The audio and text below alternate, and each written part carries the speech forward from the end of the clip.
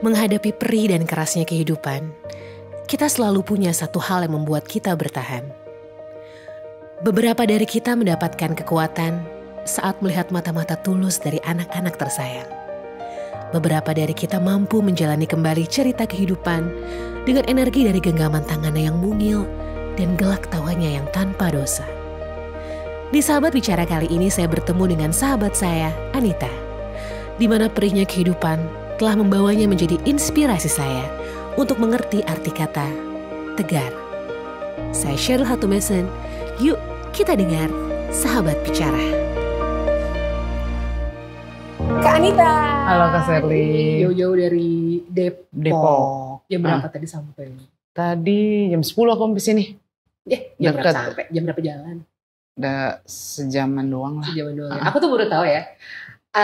Kak Anita itu nama di KTP-nya Anita. Anita doang. Iya. Maksudnya dari kecil gitu di sekolah Anita? Iya Anita, dari akte lahirku memang Anita sih, orang tua kasih namanya. Gak ada nama belakang? Gak ada.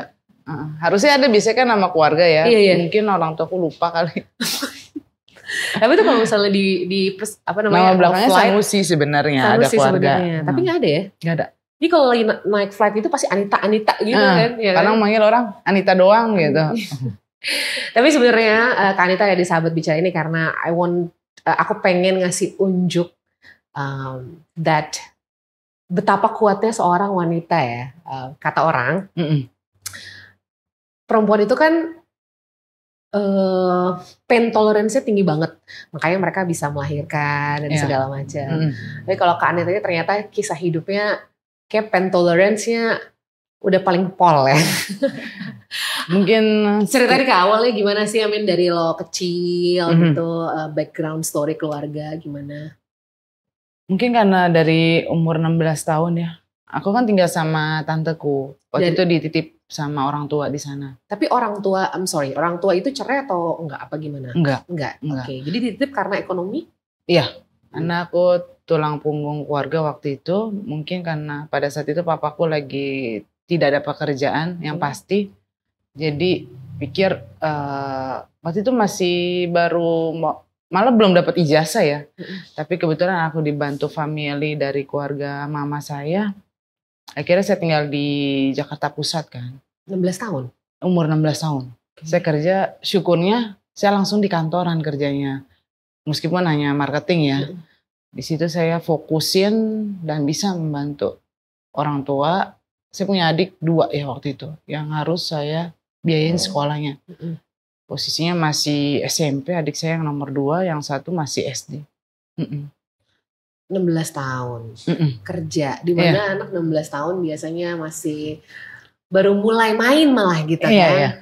Dunia main saya hilang. Tapi seneng sih, karena mikirnya mungkin kalau pribadi saya sendiri mikir, oh ya waktu kecil kan saya dibiayain sama orang tua ya.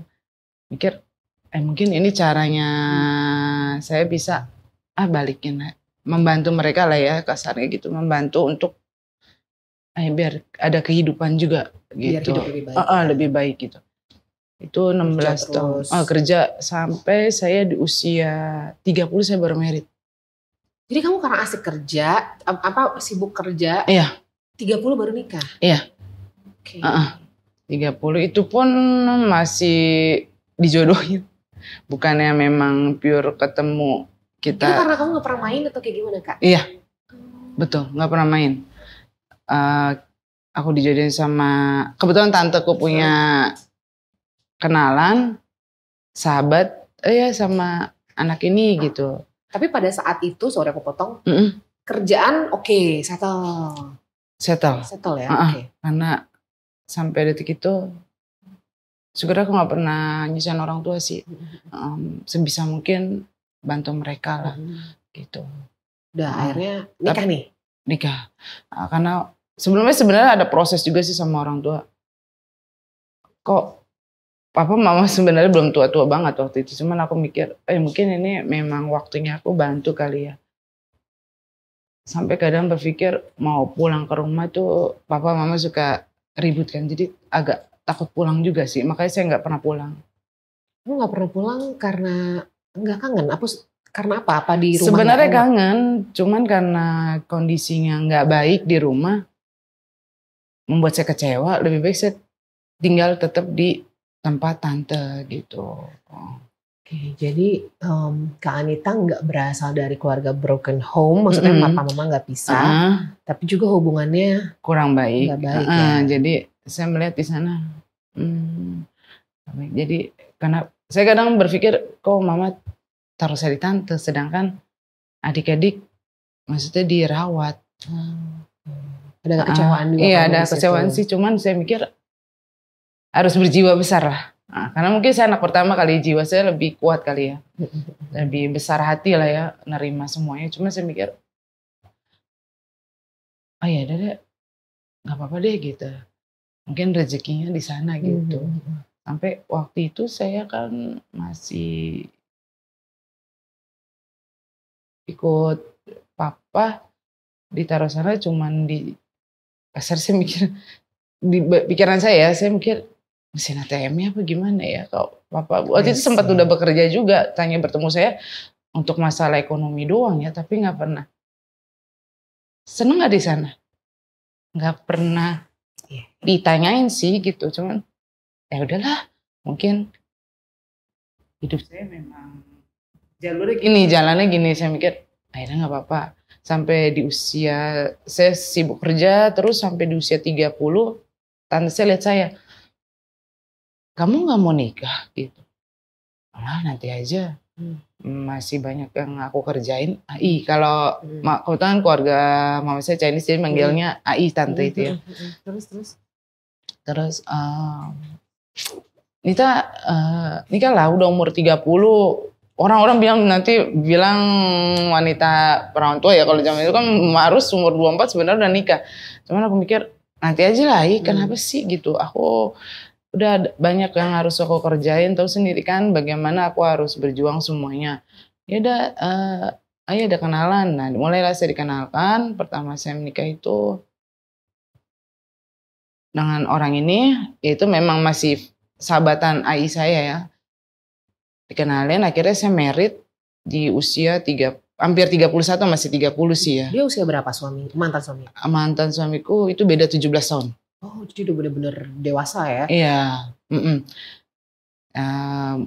Menikah itu kalau nggak salah kurang lebih hampir 8 tahun. Mulailah ada perselisihan antara saya dan mantan saya kan. Kamu tapi sayang, di 8 tahun itu bisa tumbuh sayang akhirnya?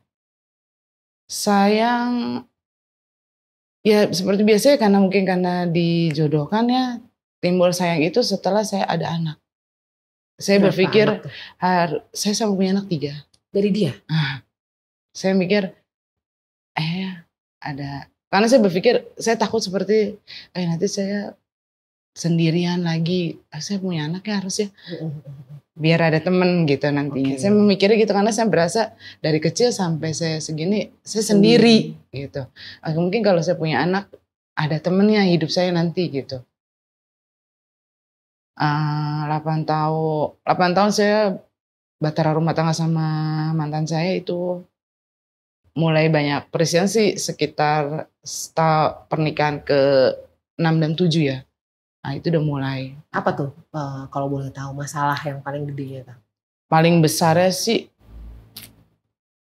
waktu pandemik ya, kayaknya pandemik awal deh tuh mulai. Karena mungkin perusahaannya kurang berjalan, akhirnya dia dirumahkan, ya mungkin stres ya? Stres juga kan, aku juga usaha kan waktu itu, tidak pernah diam juga dari awal nikah, dari mulai usaha, apapun aku lakuin, sampai aku jadi supir Grab pernah. Ini waktu lagi nikah? Iya. Dengan kondisi punya suami? Iya. Dan posisinya itu kalau nggak salah saya malah lagi hamil anak ketiga.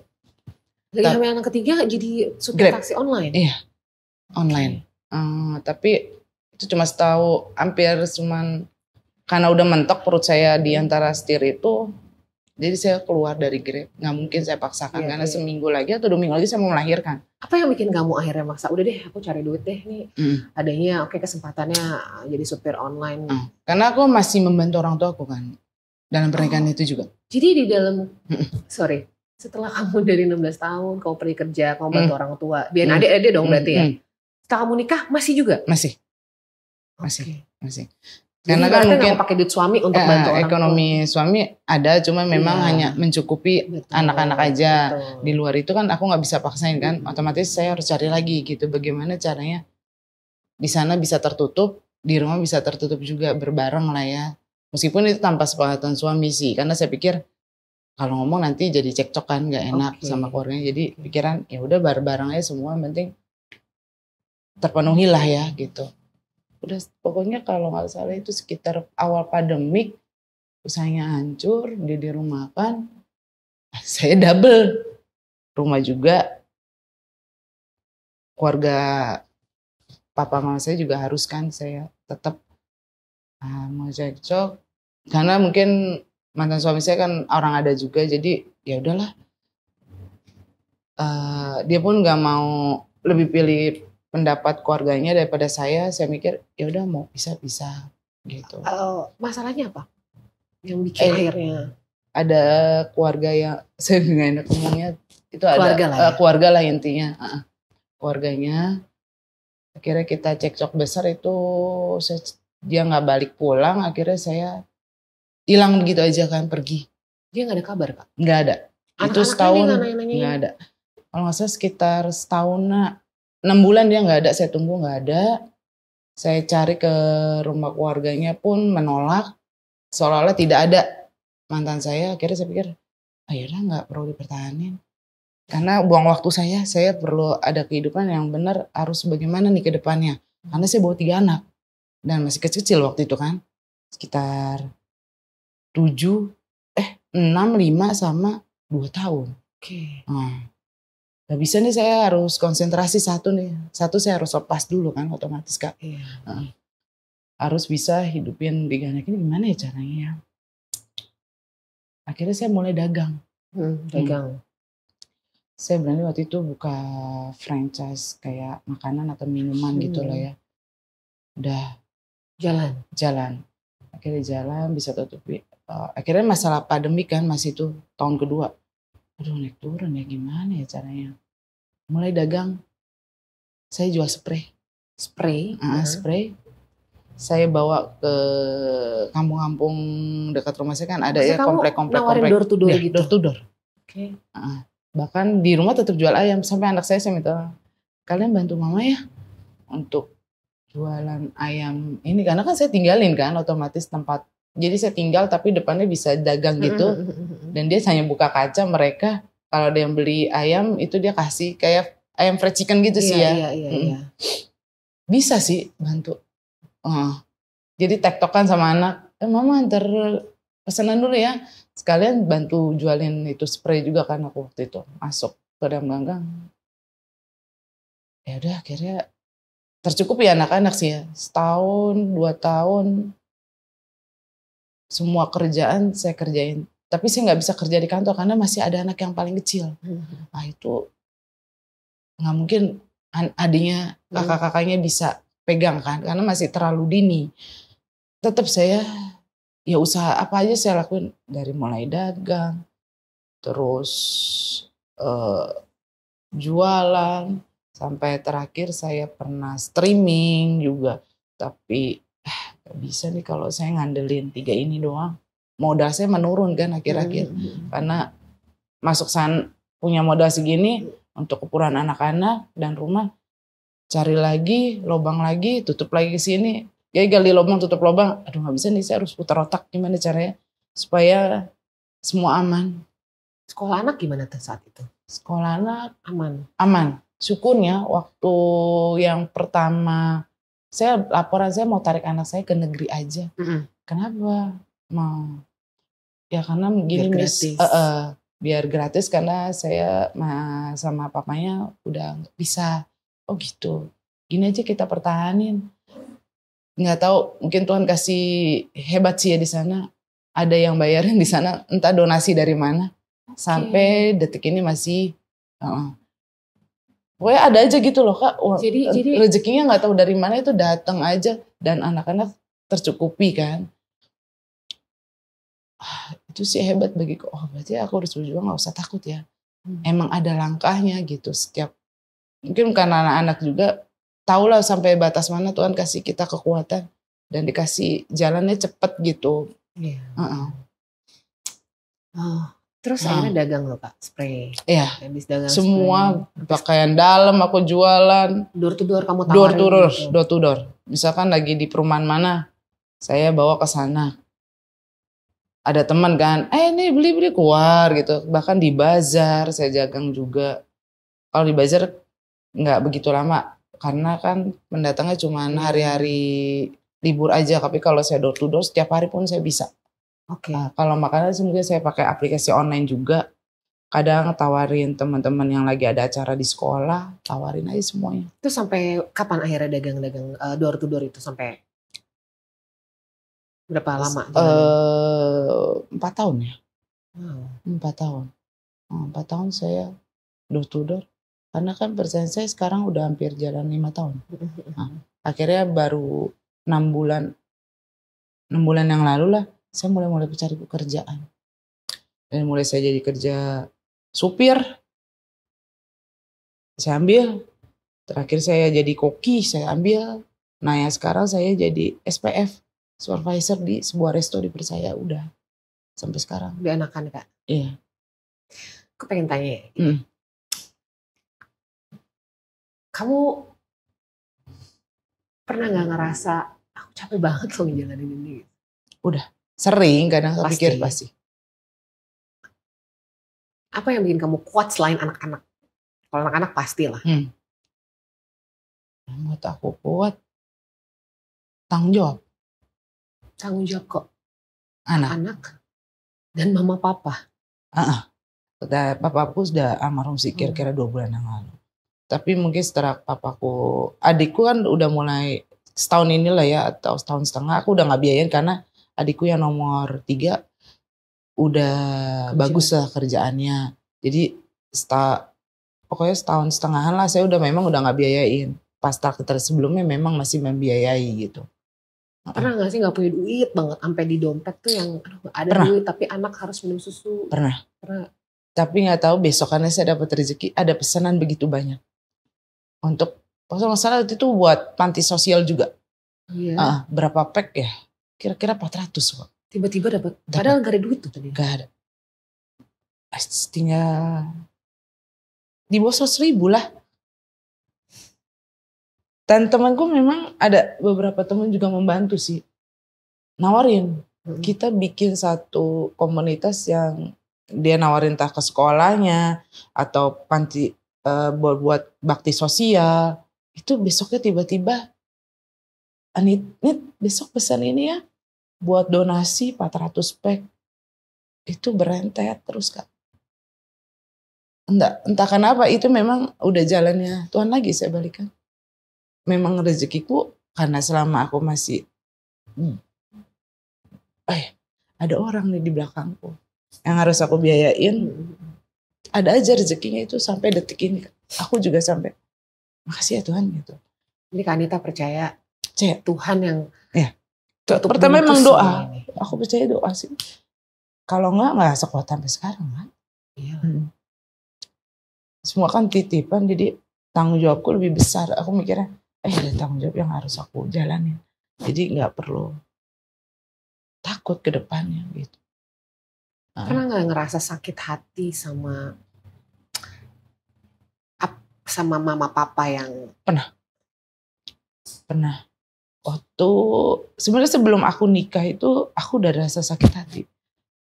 Kok aku dibuang ya? Kamu ngerasa dibuang?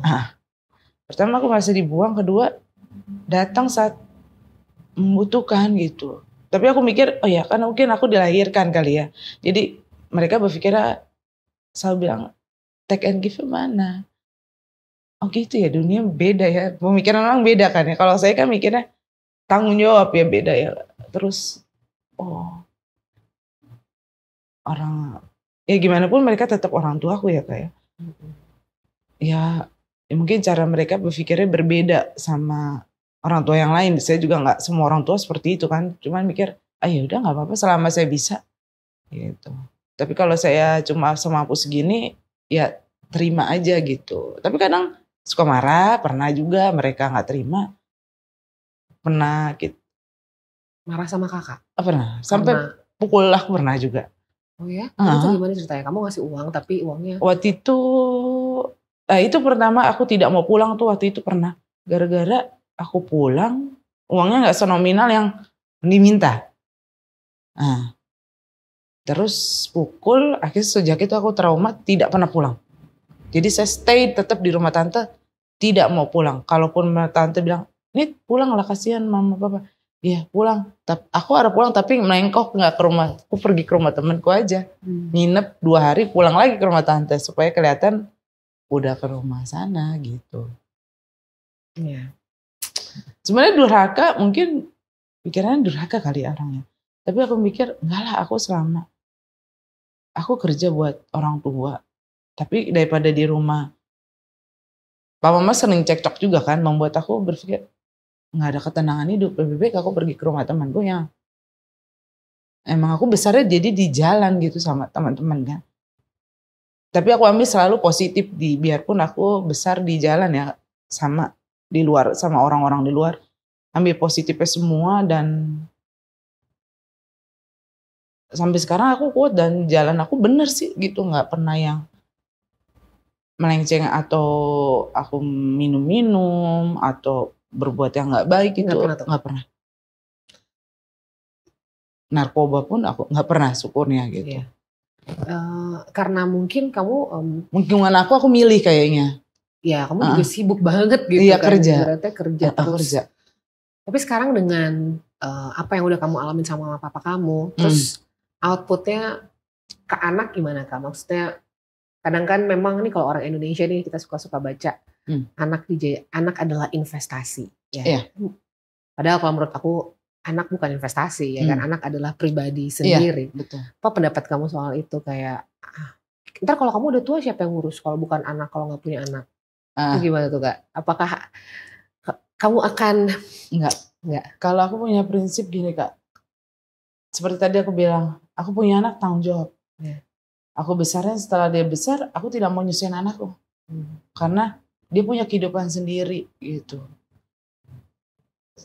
Mikirnya, malah aku berpikir, oh ya, aku ingin bahagia sama pasanganku nantinya. Bagaimana kita berdua bisa senang, karena itu memang masa tuaku, aku berpikir gitu. Kalau untuk anak aku besarin biar jadi orang jadi, biar nanti dia punya keluarga bisa nafkahin keluarganya, gak usah pikirin aku, karena aku mikir aku udah besarin kamu nih titipannya, udah aku olah, kamu bisa aku lepas gitu, udah.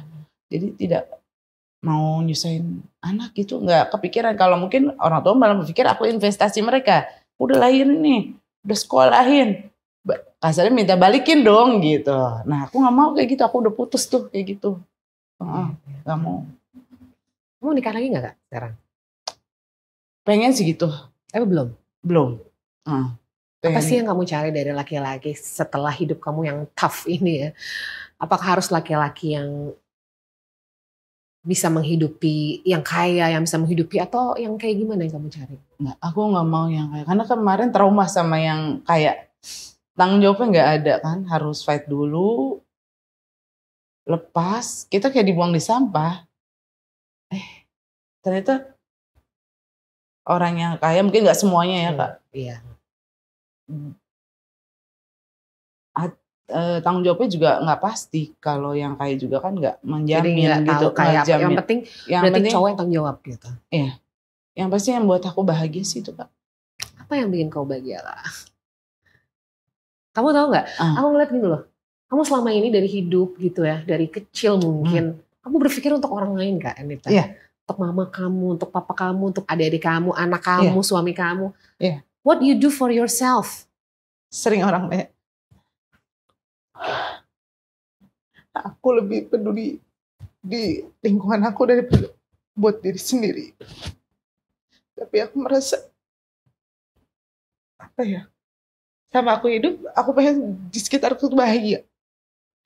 Nggak apa-apa, aku udah terbiasa, mungkin karena udah terbiasa dari kecil. Apa ya, ya udah biasa susah kali ya Kak. Tapi yang penting di sekitar aku bahagia. Nggak usah pikirin aku. Aku cuman paling ya hidup apa sih yang aku mau, nggak ada gitu. Sampai nggak ada, aku pengen ini nani gitu. Nggak, aku penting tercukupi buat aku nggak kepanasan, nggak kehujanan. Apa yang aku mau bisa beli meskipun nggak mewah gitu. Sesuai kebutuhan aku aja. Udah sampai di situ doang yang aku ingin. Tapi aku mikir, yang penting aku mau punya suami nanti bisa bahagiain aku. Di luar itu udah misalkan ya ketawa, ngobrol, bercanda. Kalau materi aku udah pikir ya cari sama-sama aja udah. Karena aku punya mantan yang berlebihan juga nggak dapat itunya buat apa gitu. Tetep kok bahagia itu nggak kebeli gitu. Ada tisu nggak apa running.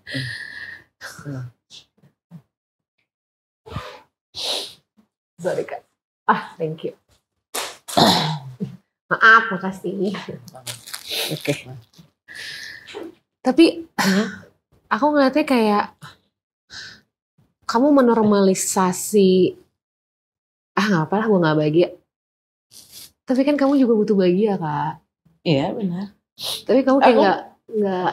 Aku tanya aja apa yang bikin kamu bahagia, kamu nggak bisa jawab karena you already used to this situation kan. Iya benar. Gitu. Berarti kamu sampai aku bingung karena yang buat aku bahagia apa ya? Bingung kan? Karena udah kayak begitu aja mengalir aja kayak air loh Kak. Emangnya aku bahagia tuh sebenarnya nggak ada tekanan sih dalam hidup aku pastinya. Karena aku udah dari kecil banyak tekanan kan. Sampai aku udah seusia ini hampir 40 tahun umurku sekarang. Dan dari satu nggak ada tekanan sih dalam hidup, itu aja membuat aku bahagia. Karena tekanan itu aku dari kecil udah ngerasain. Masa umur segini aku masih ada tekanan-tekanan hidup lagi itu. Iya. Kamu cuma pengen hidup nggak ada pikiran, nggak ada aja. Tekanan, cari kerja tenang, itu ada aja. Partner bisa ketawa bareng. Itu aja sih yang aku minta. Simple life aja gitu ya. Nggak ada yang aku pikir, aku mau hidup yang instan itu nggak ada. Pengen ini, pengen itu nggak ada. Itu sampai nggak ada keinginan untuk itu nggak ada. Karena aku pikir aku tidak mau ada tekanan hidup, tidak mau terlalu banyak pikiran lagi seperti dulu. Ya. Bisa jalanin hidup ini ya. Senyum aja gitu, udah nggak ada pikiran yang berat banget tuh nggak ada gitu. Kalau rezeki pasti aku yakin.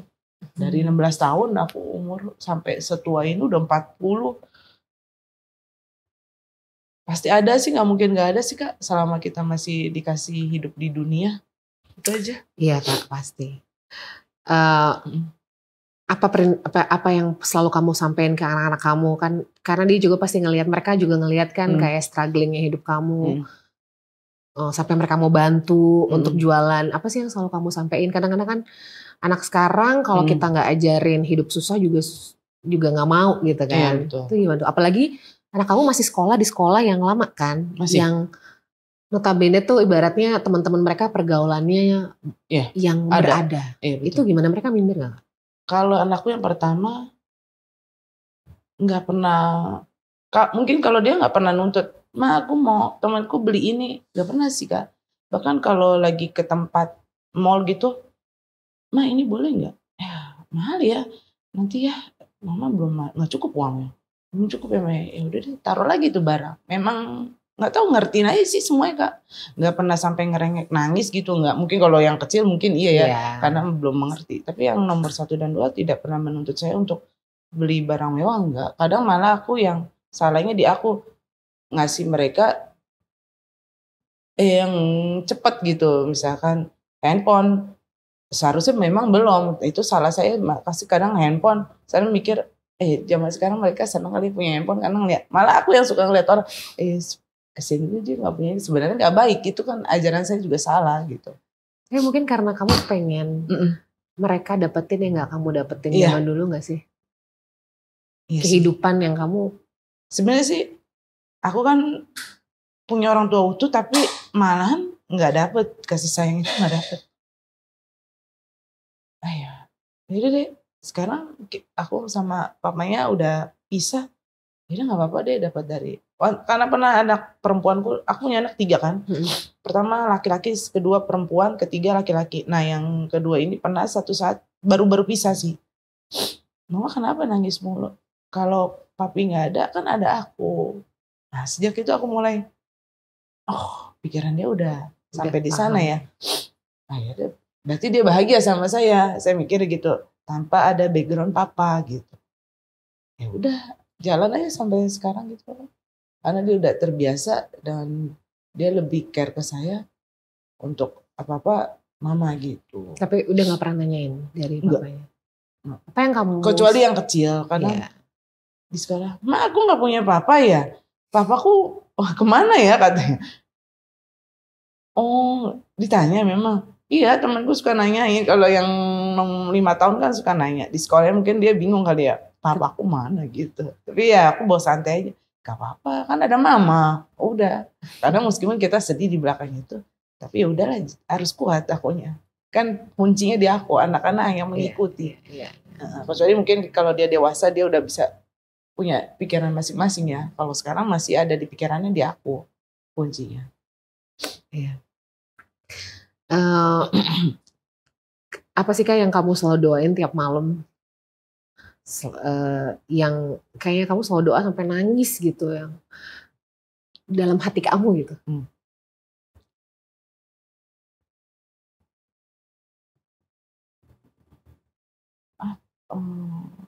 Pertama pasti anak Kak. Aku pengen anakku bisa lulus sekolah sampai S1 lah ya. Setidaknya nggak seperti aku cuma lulusan SMA. Gitu. Kamu kuat Kak biayainnya. Kalau one day ternyata kamu memang Tuhan sempat itu yang paling menakutkan. Khawatir aku tuh besar itu sebenarnya. Kuat bisa nggak ya? Terus aku flashback ingat yang lalu-lalu. Aduh itu aja bisa. Itu masa ke depan nggak bisa. Diraih ta'ala aja. Percaya. Aduh. Suka sedih sih kalau paling ngeliat aja. Masih kecil banget ya gimana ya. Umurku udah segini. Kuat gak ya kerjanya. Gitu. Itu sih yang paling sedih banget itu. Bisa gak ya aku sekolahin mereka.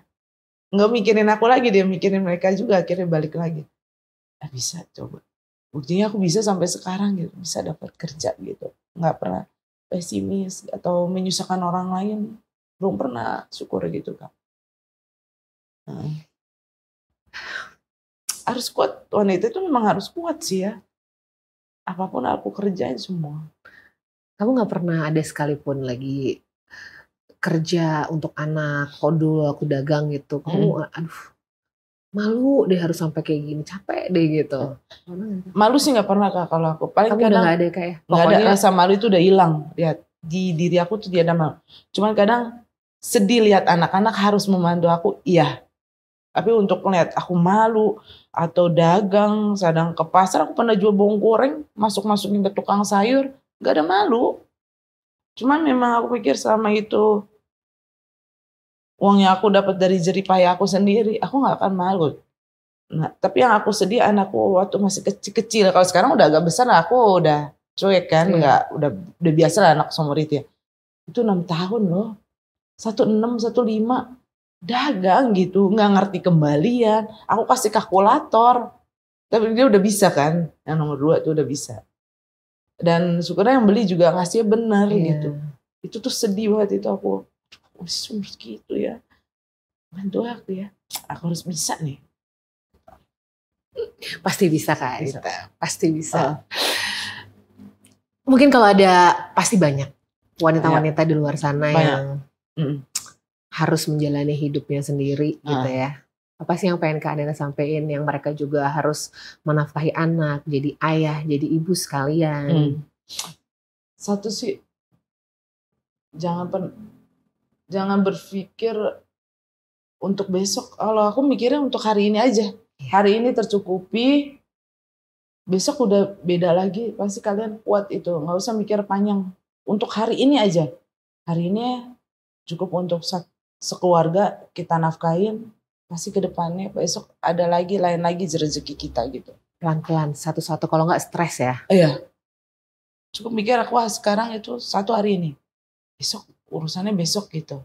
Karena 5 menit kemudian kita nggak ada yang tahu. Iya. Oh, itu sih sekarang patokanku Kak. Kalau mikir besok atau itu kayak tadi aku mikir masih kecil-kecil ya gimana yang besarinnya. Nah, udah aku hilangin rasa itu udah. Cukup hari ini aja mau pas itu kuat. Kan tayangan itu YouTube akan stays forever ya. Nanti kalau anak-anak udah gede bisa lihat nonton tayangan ini, apa sih yang Kak Anita pengen banget sampein ke mereka?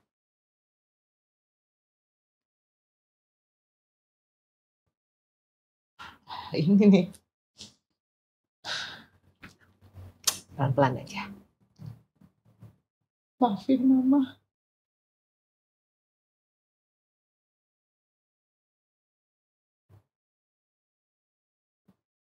Namanya siapa Kak?